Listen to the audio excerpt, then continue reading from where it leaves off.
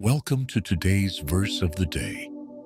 Today's passage brings us to one of the most foundational moments in Scripture, the giving of the Ten Commandments. In these verses, we witness God establishing moral order, defining covenant relationship, and revealing His heart for how His people are to live. Let's explore Exodus 21 to 26 together.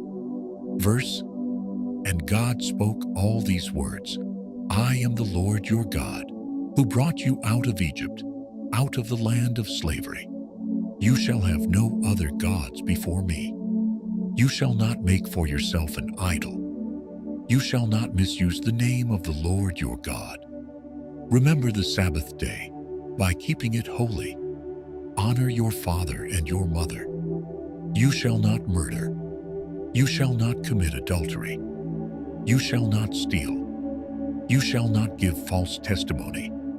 You shall not covet. When the people saw the thunder and lightning, and heard the trumpet, and saw the mountain in smoke, they trembled with fear. They stood at a distance and said to Moses, Speak to us, yourself, and we will listen. But do not have God speak to us, or we will die. Moses said, Do not be afraid. God has come to test you, so that the fear of God will be with you, to keep you from sinning. Then the Lord gave instructions about worship, warning them not to make idols of silver or gold, and instructing them to build simple altars of earth or uncut stones, so that nothing human would overshadow God's holiness.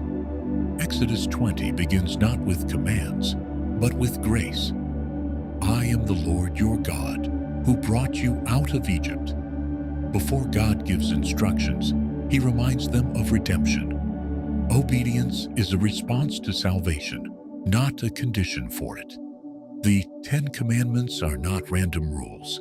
They are a reflection of God's character. They teach us how to love God, the first four, and how to love others, the last six. The fear the people felt was not meant to drive them away, but to anchor them in reverence. Holy fear protects us from careless living. This chapter shows us that freedom without guidance leads to chaos. God's law is not bondage. It is protection, structure, and life. How do you view God's commands? As restrictions or as protection?